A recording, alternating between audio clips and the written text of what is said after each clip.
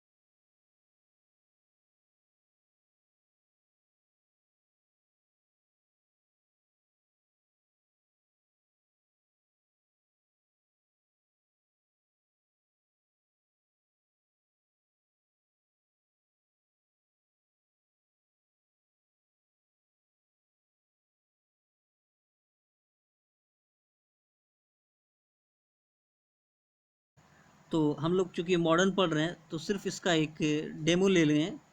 मुगल वंश के बारे में देखिए क्या कहता है कि 1707 तक भारत के बड़े भूभाग पर जो है मुगलों का नियंत्रण था। 1707 तक ही था। मतलब औरंगजेब की जब मृत्यु हो गई उसके बाद मुगल का जो साम्राज्य था वो धीरे धीरे बिखरने लगा और कई छोटे छोटे राज्यों में टूट गया।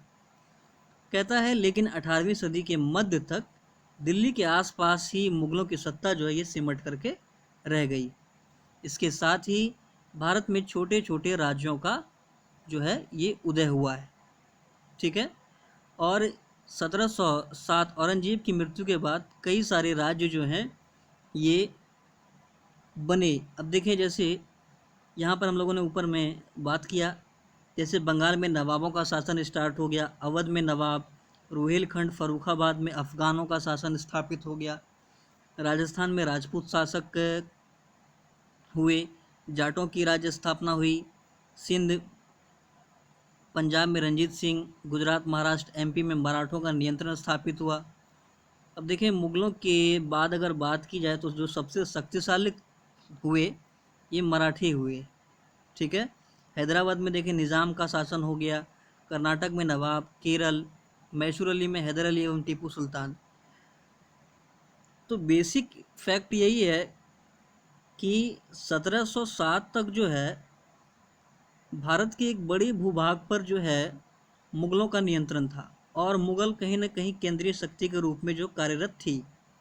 लेकिन इसकी मृत्यु के बाद 1707 के बाद जो है 18वीं सदी में कई सारे जो हैं नए राज्य जो हैं ये सारे उभर कर आए, जो भी हम लोगों ने देखा यहाँ पर। ठीक है। तो ये आपको फैक्ट ध्यान में रखना है कि औरंगजेब से पहले जो है, औरंगजेब के मरने से पहले एक केंद्रीय शक्ति के रूप में मुगल का दबदबा था, लेकिन जैसे ही उसकी मृत्यु होती है उसके बाद कई राज्यों का जो है उदय होता है। ये बेसिक बात आपको ध्यान में रखना है। चलिए अब आगे देखते हैं। अब देखिए 18वीं सदी में भारत की राजनीतिक दशा क्या थी। ठीक है, तो राज्यों के बारे में हम लोगों ने देखा। अब देखते हैं राजनीतिक दशा क्या थी उस समय में, जिसका कि अंग्रेजों को क्या लाभ मिला और कैसे लाभ मिला। तो देखिए अभी हम लोगों ने देखा कि औरंगजेब की मृत्यु के बाद जो है भारत कई छोटे छोटे राज्यों में विभक्त था। इसका मतलब कि कोई भी एक केंद्रीय शक्ति नहीं थी जो उससे डायरेक्ट लोहा लेती या अंग्रेज को दबा पाती। तो इसका कहीं ना कहीं लाभ अंग्रेजों को मिला।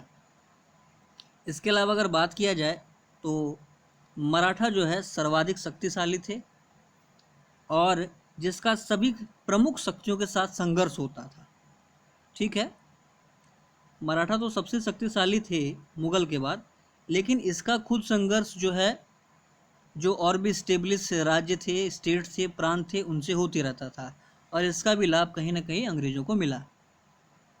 उसके अलावा अगर बात किया जाए तो प्रायः भारतीय राज्यों में उत्तराधिकार को लेकर के जो संघर्ष होता था और इस उत्तराधिकार के लिए जो संघर्ष होता था उसका डायरेक्ट लाभ अंग्रेजों को मिलता था। जैसे आप ये समझें कि कोई एक शासक है, ठीक है, उसका उत्तराधिकारी बनने के लिए दो लोग लड़ रहे हैं। ठीक है, एक ने अंग्रेजों का साथ पकड़ लिया, अंग्रेजों ने इसका साथ दिया, इसको हटा दिया गया और इसे शासक बना दिया गया।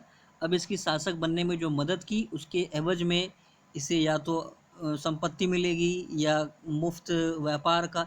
तो इस तरह से अंग्रेज़ों को कहीं ना कहीं भारत की जो उस समय राजनीतिक दशा थी उसका लाभ जो है मिल रहा था।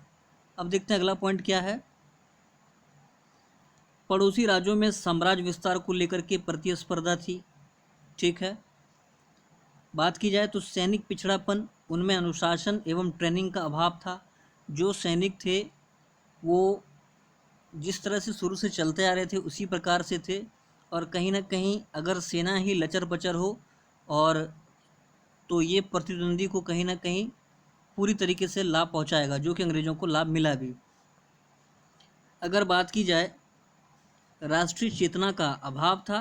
केवल जो प्रांत थे, प्रांतों में रहने वाले, उनमें या प्रांतों के जो सैनिक जो होते थे उनमें केवल क्षेत्रीय निष्ठा थी।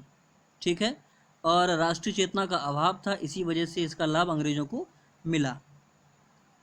इसके अलावा अगर बात किया जाए तो उत्तर पश्चिम में जो है अपना, अगर बात पंजाब और पाकिस्तान वाले एरिया की बात की जाए, उस समय की बात हो रही है, तो उत्तर पश्चिम में ईरान का शासक जो नादिर शाह अहमद शाह अब्दाली का आक्रमण कंटिन्यू लगातार उधर से होता रहता था, जिस कारण क्या हुआ कि उत्तर पश्चिमी भारत में राजनीतिक अस्थिरता जो है की स्थिति उत्पन्न हुई और इस स्थिति का भी अंग्रेज़ों को भरपूर लाभ मिला। फिर अगर देखा जाए तो यूरोपीय व्यापारी कंपनियां, विशेषकर फ्रांसीसी एवं ब्रिटिश कंपनियों में जो है भारत पर नियंत्रण को लेकर प्रतिस्पर्धा चल रही थी। तो इतने सारे रीज़न हैं उस समय की जो 18वीं सदी की जो राजनीतिक दशा थी।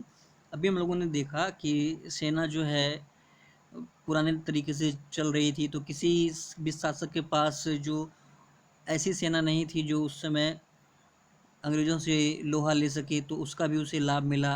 प्रत्येक प्रांत एक दूसरे से लड़ाई कर रहे थे या उत्तराधिकार के लिए युद्ध होता था, राष्ट्रीय चेतना का अभाव था। तो इन सभी जो 8 पॉइंट अभी हम लोगों ने देखा, इन सभी का अगर आप देखें तो कहीं ना कहीं लाभ अंग्रेज़ों को मिला है।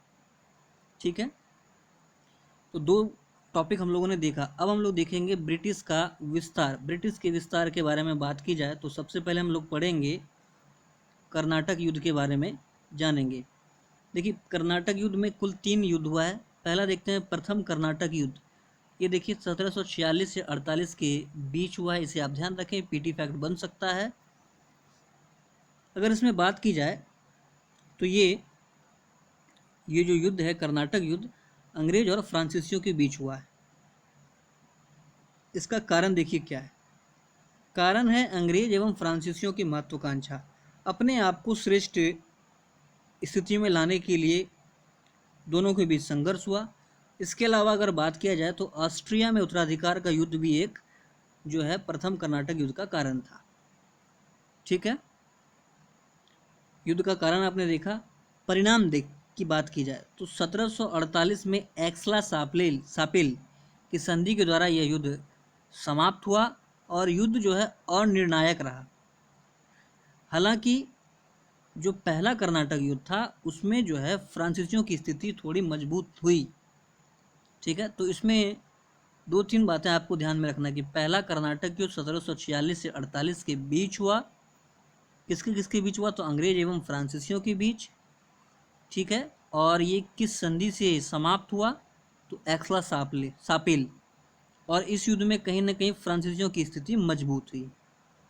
ठीक है, एक पॉइंट आप ध्यान रखें कि 1746 में सेंट टोमे या अडियार के युद्ध में फ्रांसीसियों ने कर्नाटक के नवाब को पराजित किया था। ये पीटी फैक्ट है आपका।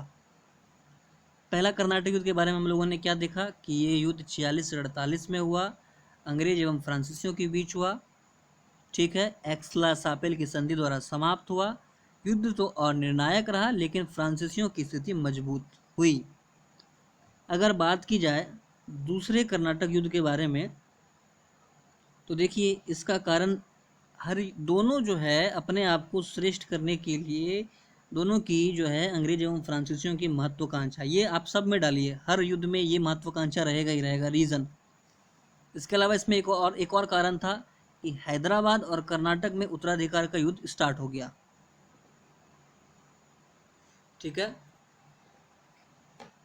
हैदराबाद में अगर बात की जाए तो नासिर जंग और मुजफ्फर जंग। ठीक है, और कर्नाटक में अनवरुद्दीन और चंदा साहिब के बीच संघर्ष चल रहा था। तो नासिर जंग का सपोर्ट ब्रिटिश ने किया, मुजफ्फर जंग का सपोर्ट फ्रांसीसी कर रहे थे हैदराबाद में। अगर कर्नाटक की बात की जाए तो अनवरुद्दीन का सपोर्ट ब्रिटिश कर रहे थे और चंदा साहिब का सपोर्ट फ्रांसीसी कर रहे थे। तो इनके लड़ाई में भी जो है ये दोनों जो है घुस गए और ये दोनों में भी युद्ध हुआ। टाइम पीरियड आप ध्यान रखें 1749 से 1755। दूसरा जो कर्नाटक युद्ध हुआ इसका परिणाम और घटनाक्रम के बारे में अगर पढ़ते हैं तो देखिए डुप्ले जो कि एक फ्रांसीसी गवर्नर था, इसके नेतृत्व में अंबूर की लड़ाई में फ्रांसीसियों की जीत हुई। ध्यान रखिए अंबूर की लड़ाई में। ठीक है, 1749। लेकिन शीघ्र ही क्लाइव के नेतृत्व में जो है युद्ध में अंग्रेजों की स्थिति मजबूत हुई, क्लाइव के नेतृत्व में। और फाइनली जो है 1755 में पांडिचेरी की संधि के द्वारा यह युद्ध समाप्त हुआ। ध्यान रखिए। ठीक है, पहला हम लोगों ने पढ़ा था एक्सला सापेल और दूसरा कर्नाटक युद्ध जो समाप्त हुआ ये पांडिचेरी की संधि के द्वारा। तो ये सब पीटी फैक्ट बनता है, ध्यान रखें आप। यह युद्ध जो है और निर्णायक रहा। हालांकि कर्नाटक पर अंग्रेजों का अप्रत्यक्ष प्रभाव तथा हैदराबाद पर फ्रांसीसियों का अप्रत्यक्ष प्रभाव स्थापित हुआ इस युद्ध के बाद। ठीक है, बात की जाए तो 1754 में अंग्रेजों के दबाव में डुप्ले को फ्रांस भेज दिया गया। ठीक है, अंग्रेजों के दबाव के कारण जो डुप्ले फ्रांसीसी गवर्नर था इसे पुनः जो है फ्रांस बुला लिया गया, जो कि फ्रांसीसियों की महत्वपूर्ण गलती मानी जाती है। क्योंकि डुप्ले जो है ये भारत की स्थिति, भारत की परिस्थिति को बेहतर जानता था। चूँकि ये जो है बुलाया गया था तो अंग्रेजों के दबाव में, इसका भी लाभ अंग्रेजों को आगे मिलता है। अब बात की जाए तीसरे कर्नाटक युद्ध के बारे में तो ध्यान रखें ये 1758 से 63 के बीच हुआ है।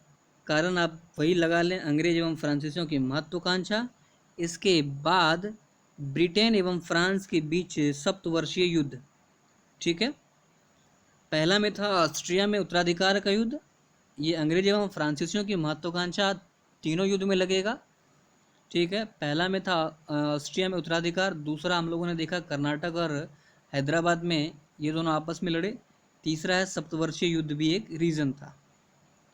घटनाक्रम अगर और परिणाम की बात की जाए तो ध्यान रखें कि 1760 में वांडीवास की लड़ाई में ब्रिटिश सेनापति आयरकूट ने फ्रांसीसी गवर्नर लाली को पराजित किया। तो आपको ध्यान रखना है कि वांडीवास की लड़ाई जो है 1760 में हुई थी। ठीक है, इसमें आयरकूट ने फ्रांसीसी गवर्नर लाली को पराजित किया और यह फ्रांसीसियों की जो है निर्णायक हार थी। इससे पहले जो है 2 युद्ध हुए, ये अनिर्णायक रहे, लेकिन तीसरा युद्ध जो है ये निर्णायक हार हुई, जिसके बाद 1763 में पेरिस की संधि के द्वारा यह युद्ध समाप्त हुआ। तीनों संधि याद रखना है, पहले में एक्सला सापेल, ठीक है, दूसरा पांडिचेरी, तीसरा पेरिस। उसके बाद देखिए फ्रांसीसियों ने भारत में अंग्रेजों की सर्वोच्चता स्वीकार कर ली, क्योंकि इस युद्ध में वे बुरी तरह पराजित हो गए और फ्रांसीसियों की जो स्थिति मजबूत करके रखी थी डुप्ले ने, उसे तो अंग्रेजों के दबाव में बुला लिया गया था। उसके जगह पर लाली आया और इसे भारत की स्थिति का जरा भी अनुभव नहीं था, इस वजह से इनकी पूरी तरीके से हार हुई और इसके बाद जो है फ्रांसीसियों ने अंग्रेजों की जो सर्वोच्चता स्वीकार कर ली और यह आश्वासन दिया कि वे भारत में सेना नहीं रखेंगे, कारखाने की किलेबंदी भी नहीं करेंगे, केवल व्यापार करेंगे। तो अंग्रेजों ने अपनी जो निकटतम प्रतिद्वंदी था उसको पूरी तरह से उसका कमर तोड़ दिया। अब देखें कर्नाटक युद्ध का भारत में ब्रिटिश विस्तार के दृष्टिकोण से क्या महत्व है, बहुत इंपॉर्टेंट टॉपिक है। ठीक है, बात की जाए तो कहता है कि अंग्रेजों ने फ्रांसीसियों के रूप में महत्वपूर्ण प्रतिद्वंदी को पराजित किया। ठीक है, विस्तार के क्रम में यूरोपीय शक्ति के द्वारा कोई दूसरा विशेष बाधा उत्पन्न नहीं किया गया। अंग्रेज और फ्रांसीसी ये दोनों अगर बात की जाए तो देखें कि अगर एक 10 है तो दूसरा 6 है, उसके बाद जो भी हैं पुर्तगाली वगैरह ये सब 2 3 1 के श्रेणी में आते हैं, तो ये तो उनसे टक्कर लेने से रहे। जो इसके करीब था उसने भी इसकी अधीनता स्वीकार कर ली, तो इसके बाद इसके राह में कोई भी जो यूरोपियन है ये बाधा नहीं बनेंगे, तो इसके लिए काफ़ी महत्वपूर्ण चांस बना। हालांकि भारतीय राज्यों के साथ युद्ध में फ्रांसीसियों ने अंग्रेज का अप्रत्यक्ष रूप से जरूर विरोध किया, वो अलग बात है, लेकिन डायरेक्ट किसी भी यूरोपियन के द्वारा, यूरोपियन जो फ्रांसीसी या पुर्तगाल, डच, हॉलैंड, किसी ने जो है इसको रास्ते में कोई रोक टोक नहीं की, इनडायरेक्टली अपना सेना सपोर्ट दिया, हथियार असले वगैरह दिए, वो बात की बात है। फिर अगर बात की जाए युद्ध में भारतीय सैनिकों की सेवा ली गई, जिससे यह धारणा मजबूत हुई कि भारतीय सैनिकों को आधुनिक तरीके से प्रशिक्षित कर साम्राज्य विस्तार एवं सुरक्षा में उपयोग किया जा सकता है। ये जो कर्नाटक युद्ध हुए इसमें क्या है कि भारतीय सैनिकों की सहायता ली गई, ठीक है, और उनसे उन्हें जीत भी मिली, जिसका इन लोगों ने सोचा या इस तरीके से इसके बारे में ध्यान दे रखा कि अगर इन्हें प्रशिक्षित कर दिया जाए तो साम्राज्य विस्तार में आसानी होगी, क्योंकि यहाँ पर कोई भी सैनिक जो है देश हित से प्रेरित नहीं था। भारत में राष्ट्रीय चेतना का अभाव था, यह अनुभव जो है अंग्रेजों ने युद्ध के दौरान किया, जिसका लाभ अंग्रेजों ने आगे के सभी युद्धों में उठाया। तो हम लोग क्या देख रहे हैं, देखें राष्ट्रीय चेतना का अभाव था। जैसे मान लेते हैं कि ये कोई शासक है और इसके 10 सेनापति हैं, ठीक है, मान लेते हैं इसके 10 सेनापति हैं और इन 10 सेनापति के अंदर में 50-50 सैनिक हैं, ठीक है, तो ये जो 50 सैनिक हैं, ठीक है, इनको इस मेन शासक से कोई मतलब नहीं है, ठीक है, ये अगर फॉलो करेंगे कोई भी डिसीजन तो इसके बारे में सोचेंगे, ये इसके प्रति लॉयल हैं, ना कि उन्हें मेन शासक से कोई मतलब है। तो अंग्रेजों ने देखा कि अगर इसके सेनापति को अगर हम अपने पक्ष में कर लेते हैं तो बाकी अन्य जो सैनिक हैं वो भी कहीं ना कहीं मेरे अंडर में आ जाएंगे, क्योंकि यहाँ जो है राष्ट्रीय हित का भावना दूर दूर तक नहीं था। इसका लाभ जो है अंग्रेज़ों ने पूरे तरीके से उठाया और उन्होंने समझ लिया कि अगर इन सैनिकों को प्रशिक्षित कर दें तो इसका लाभ जो है साम्राज्य विस्तार में मिलेगा, क्योंकि एक तो ये वेतन के लिए काम करेंगे और इसमें राष्ट्रीय चेतना के अभाव है। राजनीतिक एकता की कमी या परस्पर संघर्ष जैसी परिस्थितियों का भी अंग्रेजों को व्यवहारिक अनुभव प्राप्त हुआ और यह साम्राज्य विस्तार में उनके लिए उपयोगी रहा। अंग्रेज़ों ने देखा कि आपस में ही, जैसे हम लोगों ने देखा अनवरुद्दीन चंदा साहब, ये लोग आपस में ही लड़ रहे हैं, अपने में लड़ रहे हैं और उन सपोर्ट मांगने के लिए उनके पास आ जा रहे हैं।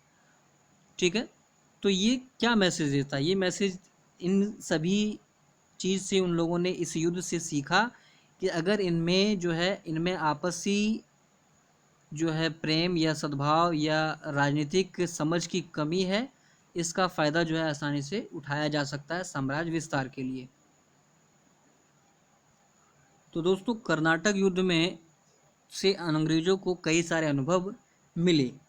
अब अगर बंगाल विजय की बात की जाए तो देखिए, तीन युद्ध के बारे में, दो युद्ध के बारे में पढ़ेंगे, जैसे पलासी का युद्ध 1757, बक्सर का युद्ध 1764, ठीक है, और द्वैत शासन 65 से 72। इन तीनों कारणों से, इन तीनों की वजह से बंगाल पर पूरी तरह से अंग्रेज़ों का आधिपत्य स्थापित हो गया। ठीक है, अब अगर बात की जाए पलासी की लड़ाई की, तो ध्यान रखें ये हुआ है 1757 में, 23 जून 1757 को हुआ है। पीटी फैक्ट ध्यान रखें आप, किसके किसके बीच? तो ईस्ट इंडिया कंपनी और बंगाल का नवाब। ईस्ट इंडिया कंपनी में था क्लाइव, बंगाल का नवाब था सिराजू दौला। ठीक है, इस युद्ध के अगर कारण की बात की जाए तो देखिए 1717 का मुगल फरमान। ठीक है, दूसरा कारण है ईस्ट इंडिया द्वारा नवाब की संप्रभुता को चुनौती दिया जाना। तीसरा है सिराजुद्दौला का कलकत्ता पर नियंत्रण कर लेना, कालकोठरी की घटना को का घटित होना। फिर है अंग्रेजों द्वारा पुनः कलकत्ता पर नियंत्रण स्थापित करना, अंग्रेजों द्वारा नवाब के विरुद्ध षड्यंत्र करना। अंग्रेजों की महत्वाकांक्षा तो थी ही। ये सभी पलासी युद्ध के प्रमुख कारण हैं, इसकी वजह से पलासी हुआ। अब इन कारणों को हम लोग विस्तार से देखेंगे। अंग्रेजों की महत्वाकांक्षा के बारे में अगर पहले बात कर लें, देखिए द्वितीय कर्नाटक युद्ध में अंग्रेजों की सफलता तथा भारत की परिस्थितियों के कारण साम्राज्य विस्तार की भूख जो उनमें जाग उठी। जैसे ही बंगाल में सत्ता को लेकर संघर्ष प्रारंभ हुआ, अंग्रेजों ने हस्तक्षेप करने का निर्णय लिया।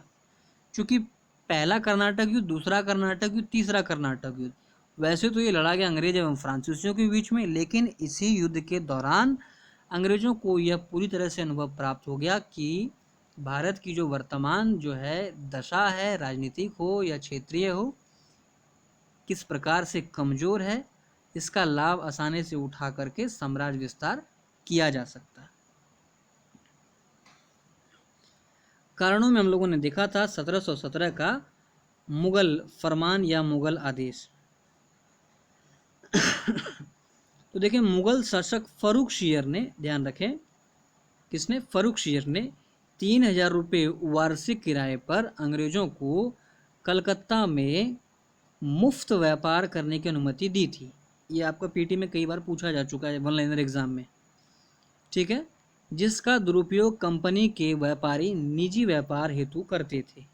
ठीक है, और बंगाल के नवाब एवं कंपनी के बीच इस मुद्दे को लेकर तनाव बना रहता था।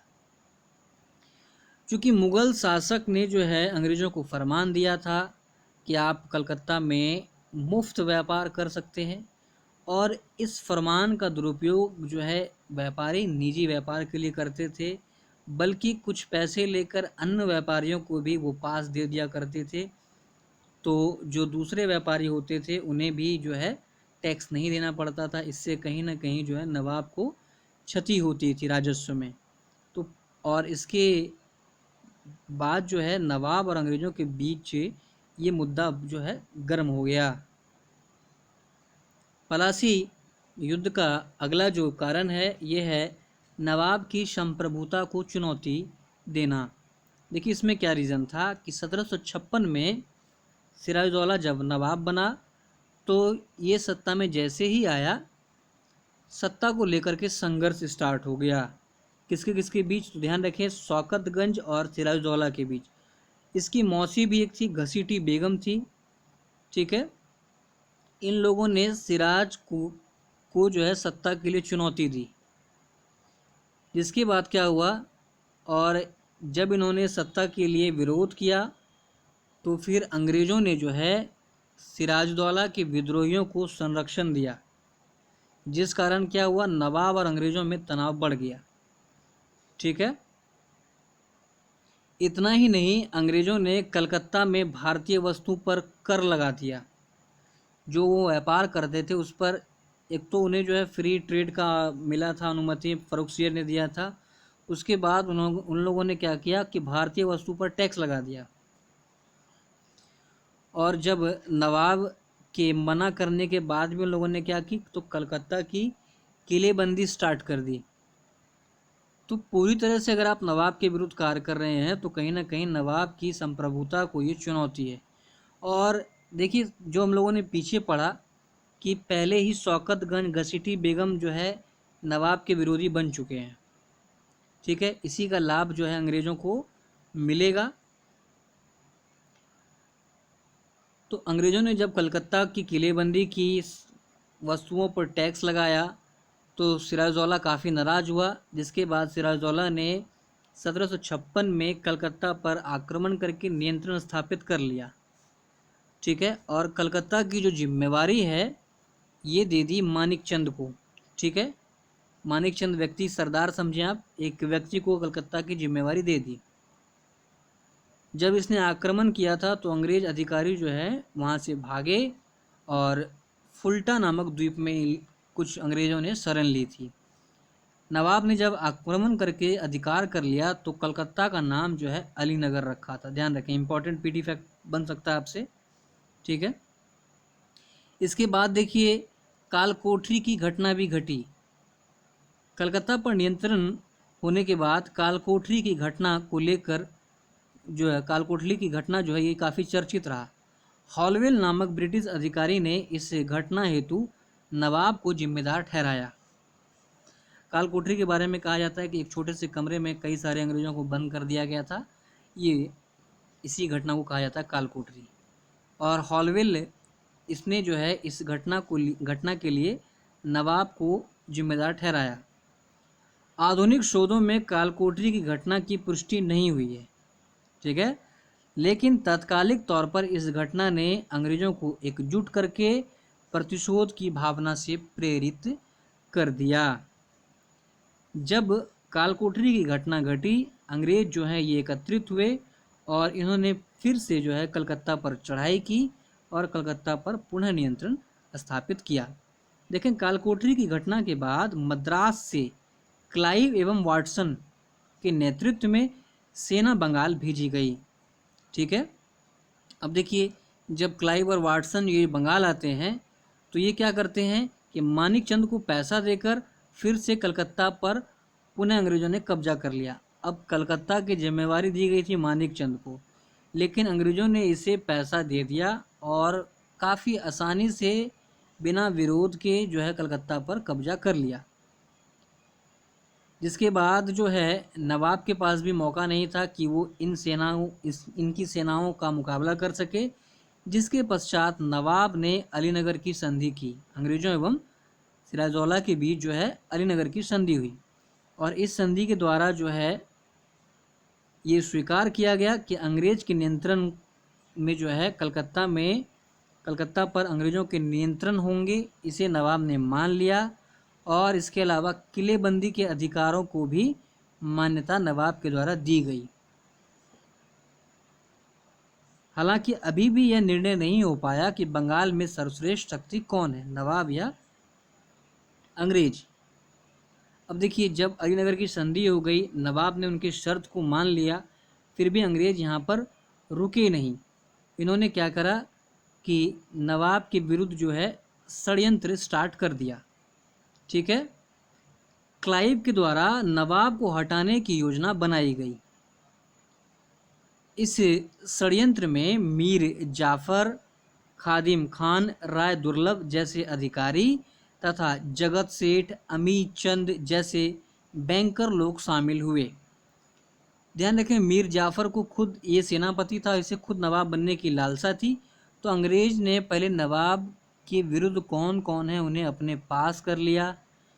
उस क्षेत्र के जो अमीर गद्दावर लोग थे उन्हें अपने में मिला लिया और फिर जो है इसी पृष्ठभूमि में पलासी के मैदान में दोनों सेनाओं के बीच जो है एक संक्षिप्त लड़ाई हुई, काफ़ी छोटी लड़ाई हुई, और इस लड़ाई में नवाब की हार हुई। क्योंकि नवाब के साथ पूरी तरीके से धोखा किया गया था, इसलिए नवाब की हार हो गई। अब देखते हैं अंग्रेज़ों की सफलता के कारण। देखें, अगर अंग्रेज़ जो सफल हुए इस युद्ध में तो उसके पीछे भी कुछ कारण था। क्या था? अंग्रेज़ों का अपेक्षाकृत, मतलब बंगाल के अगर से कंपेयर किया जाए तो उनके पास योग्य नेतृत्व था। और बंगाल की नेतृत्व की बात की जाए तो बंगाल में तो युद्ध हुआ ही नहीं, पूरी तरीके से ये नवाब के साथ धोखा हुआ था। ठीक है, तो नवाब के साथ धोखा, तो इसका फ़ायदा ऑब्वियस है अपोजिशन को मिलेगा, जो कि अंग्रेज़ों को मिला। अंग्रेज़ों की बेहतर कूटनीति, तो देखिए नवाब की जिस जो सहयोगी थे उन्हें ही अंग्रेज़ों ने अपने पक्ष में कर लिया, और किसी को किसी चीज़ का लालच दिया गया, किसी को किसी चीज़ का लालच दिया गया। तो कूटनीतिक के तहत जो है अंग्रेज़ों ने नवाब को हराया। फिर देखिए अंग्रेज़ों की नौसैनिक श्रेष्ठता,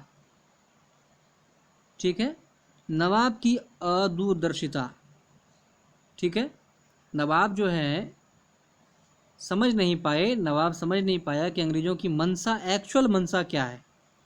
ठीक है, इसके अलावा अगर बात किया जाए तो प्रांत में भ्रष्टाचार एवं षड्यंत्र जो है अपने चरम सीमा पर था। कोई भी नवाब के प्रति लॉयल नहीं था, सभी को अपनी फिक्र पड़ी हुई थी। इसके लिए भ्रष्टाचार और नवाब के खिलाफ षड्यंत्र किए गए, जिसका लाभ अंग्रेज़ों को मिला। और राजनीतिक एकता की कमी एवं राष्ट्रीय चेतना का भी अभाव रहा। ठीक है, अब देखेंगे पलासी युद्ध का परिणाम। 3 परिणाम को देखेंगे, राजनीतिक, आर्थिक एवं अन्य। ठीक है, आर्थिक परिणाम की अगर बात की जाए दोस्तों, तो देखिए ये जो पलासी युद्ध हुआ इसमें अंग्रेज़ों को आर्थिक रूप से क्या लाभ हुआ। तो सबसे पहले देखें तो बंगाल के संसाधन पर अंग्रेज़ों का नियंत्रण स्थापित हुआ, और इस संसाधनों का प्रयोग जो है भारतीय उत्पादों को खरीदने तथा साम्राज्य विस्तार में किया गया। जब नवाब हार हो गया, वहाँ जो शासक बना वो अंग्रेज़ों का कठपुतली हुआ, उसके एवज में उसने अंग्रेज़ों को पैसे दिए, क्षेत्र दिए, तो जिसके लिए वो कभी खुद कर्जा देते थे, आज जो है उन्हें ही अगर दिया जा रहा है फ्री में, तो निश्चित ही आर्थिक लाभ होगा, वहाँ के जो संसाधन होंगे उसका वो दोहन करेंगे। इसके अलावा देखें कंपनी के कर्मचारियों को भी जो है दस्तक की सुविधा दे दी गई, और कंपनी के अधिकारियों को बड़ी राशि जो है उपहार एवं हर्जाने के रूप में दी गई। ठीक है, इसके अलावा अगर बात किया जाए कंपनी को व्यक्तिगत तौर पर क्लाइव को जो है 24 परगना की जमींदारी भी दे दी गई। जमींदारी टैक्स वसूलने का अधिकार भी उन्हें मिल गया 24 परगना का। तो इन सभी चीज़ों से क्या हुआ कि अंग्रेज़ों की आर्थिक स्थिति मजबूत हुई।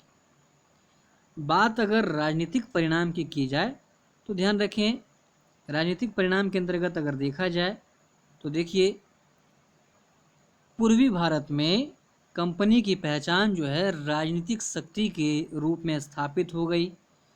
ठीक है, इनडायरेक्टली ही बंगाल के प्रशासन पर अंग्रेज़ों का अप्रत्यक्ष नियंत्रण स्थापित हुआ, क्योंकि वहाँ का जो अब नवाब है ये अंग्रेज़ों ने ही बैठाया है। ठीक है, तो निश्चित तौर पर अप्रत्यक्ष रूप से इन्हीं का नियंत्रण होगा। जैसे देखें पलासी की लड़ाई के बाद अंग्रेज़ों ने मीर जाफ़र को नवाब बनाया। ठीक है, तो अब जब नवाब ही अंग्रेज़ बना रहे हैं तो इसका हर रूप में उन्हें ही फ़ायदा मिलेगा। और इन सब चीज़ों से क्या हुआ, कंपनी की महत्वाकांक्षा बढ़ी। देखिए तृतीय कर्नाटक युद्ध में कंपनी की सफलता का एक महत्वपूर्ण कारण जो है बंगाल से संसाधनों का प्रवाह था। तीसरा कर्नाटक युद्ध जो हम लोगों ने पढ़ा उससे पहले ही जो है ये पलासी हुआ। तो जब बंगाल में अंग्रेज़ों को इतना संसाधन, राजनीतिक और आर्थिक स्रोत मिला, तो उसका उपयोग उन पैसों का या उन संसाधनों का, वहाँ के सैनिकों का प्रयोग उन्होंने तृतीय कर्नाटक युद्ध में किया, जिस वजह से उनकी स्थिति पहले से 10 गुना ज़्यादा बेटर हुई और उन्होंने युद्ध में जो है एक तरफा जीत हासिल कर ली। ठीक है, इसलिए अगर आप देखें अगर, तो पहले कर्नाटक युद्ध और दूसरे कर्नाटक युद्ध में हम लोगों ने जो पढ़ा था वो कहीं ना कहीं अनिर्णायक युद्ध हुआ, क्योंकि अंग्रेज और फ्रांसीसी अपनी अपनी क्षमता पर लड़ रहे थे। लेकिन चूंकि बीच में पलासी का युद्ध हो गया, अंग्रेजों को बंगाल में बहुत सारे संसाधन, सैनिक क्षेत्र मिले, उनकी आर्थिक स्थिति मजबूत हुई और इन सभी का उपयोग उन्होंने तीसरे कर्नाटक युद्ध में कर दिया। अचानक ही उनकी स्थिति मजबूत होती है, फ्रांसीसियों की हार हो जाती है, और ऐसी नहीं, बुरी तरीके से हार होती है।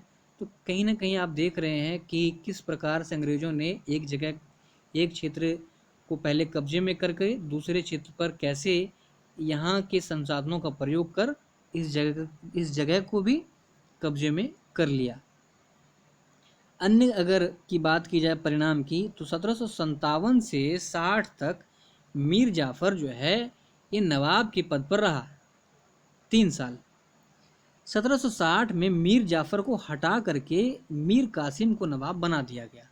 अब इनके लिए वो हो गया, मतलब हेड या टेल, कभी हेड कभी टेल।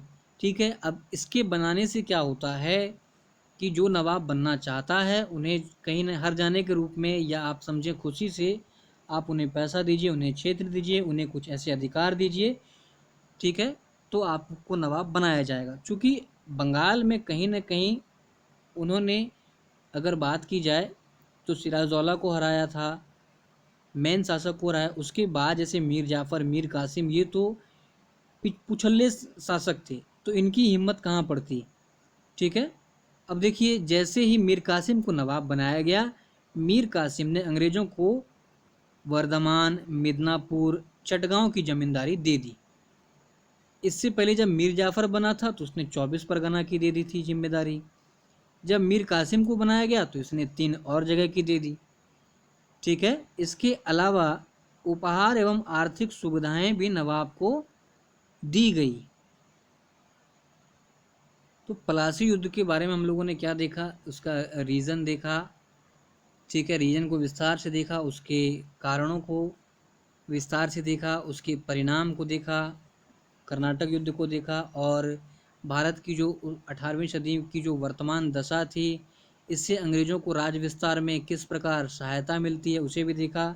इसी क्रम में बक्सर का युद्ध भी है, और बक्सर युद्ध के बारे में बात की जाए तो हम लोग इसके कारण को भी विस्तार से देखेंगे।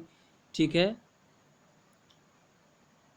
युद्ध जो हुआ उसके पश्चात जो संधियां की गई, ठीक है, युद्ध के परिणाम, इन सभी को विस्तार से देखेंगे वो अगले लेक्चर में। उम्मीद है आपको सारी बातें समझ में आई होगी। अगर आपको ये वीडियो अच्छा लगा तो इसे ज़रूर लाइक और शेयर करें, कमेंट करें, क्योंकि आप अगर कमेंट करते हैं या आप चाहते हैं कि ये लेक्चर कंटिन्यू रहे इसी तरह से विस्तार में प्रत्येक विषय में, तो ही से अपलोड किया जाएगा, वरना मेरे पास नोट तो है ही और हम पढ़ ही रहे हैं। ठीक है, ये आपके सहयोग के लिए है। अन्यथा अगर आप इसमें अगर इंटरेस्ट नहीं दिखाते हैं तो झूठ का इसे अपलोड करने से कोई भी लाभ नहीं होगा। धन्यवाद।